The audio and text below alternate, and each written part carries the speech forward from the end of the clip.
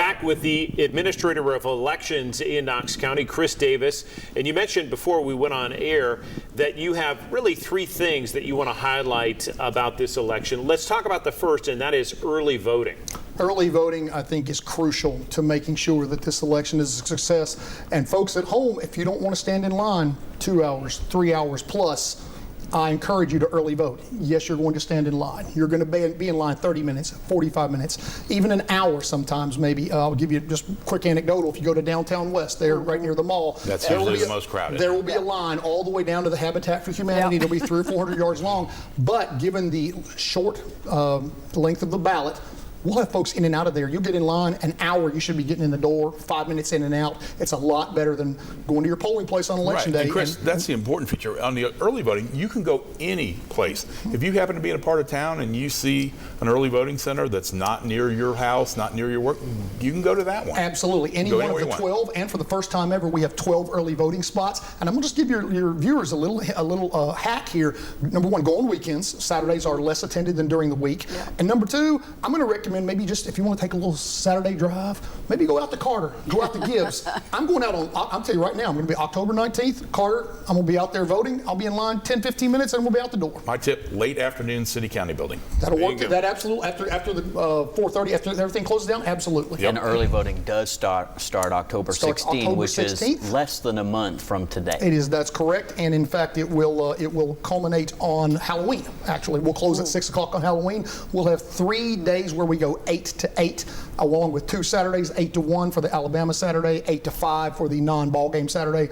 12 locations throughout the county. It's all on our website. I highly encourage you, particularly if you've moved here from somewhere else and maybe you don't have early voting in your state, take advantage of this opportunity. You called 50,000 voters manageable. That's on election day. Mm-hmm. What's your nightmare scenario?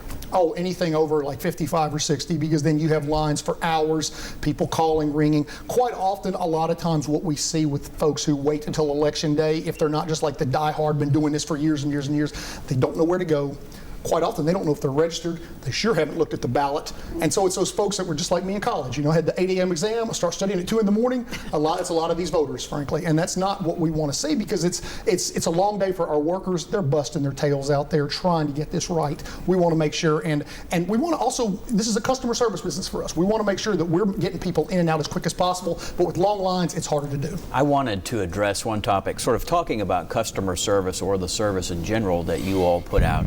And that's the issue of funding. And I raised that because last month in the News Sentinel, you wrote a little op-ed talking about your support for a bill, I think Bill Hagerty has, our Tennessee senator, that would call for funding, I think, of about $75 million, which actually would be a boost from what we've recently had from the Biden administration. Why do you need it? Why is it important? Well, I think funding is always crucial when you look at a budget like Knox County's. Here, our budget's about $2.5 million out of $1 billion budget, about a quarter out of every $100. But we want to make sure and keep these elections secure. I know everybody's concerned about election security. We want to make sure that we're training our workers properly. As you well know, there are 2 city questions on this ballot that complicates things for us primarily because of finger annexation, and I don't want to get too far into the weeds, but you've got a lot of city voters that live way out there in the county. Sure. And so that's a little bit of a problem, making sure ultimately, and you read about these every election day somewhere, we gave somebody the wrong ballot.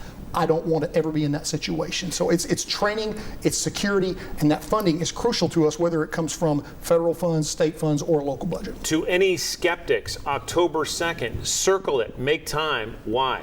We have what we call a public machine test and a mock election, essentially. We do this before every election. We're required by law. It'll be at Downtown West, October 2nd. That's a Wednesday. It's 8:30 in the morning. It'll last about an hour and a half. And for those folks who may have questions about what we do, questions about the election integrity, well, how do my votes get counted? I encourage you to come out and participate in this. And if you come out, we will put you to work. We're going to let you cast a ballot. We're going to show you how the votes count, all the security features and steps that we take. I really think it's very enlightening for folks. We've gotten a lot of workers out of it, which I think is a good thing, but we invite the press. We obviously by law have to invite the candidates, and we also invite the voters. If they want to come out and look, we'd love to have you out there. 2 other things I want to get to. We only have a minute left, but you want folks to register now. 10/7 is the deadline, and also absentee ballot. Get them in now. That's right. If you're going to either A, register to vote for this election, or B, if you need to request an absentee ballot for for whatever reason, a student over 60, you're homebound, whatever it is, over-the-road truck driver, you're military overseas, go ahead and request it now, because even though the deadline is only 7 days prior to Election Day, with the fact that things have to be mailed out and mailed back, they can't be hand delivered. But you have to give a valid reason. You have to give a valid reason, but there are 14 different ones, so Right. it's not a real high bar to Pretty forgiving, cross. I would think. Absolutely, Really. yeah.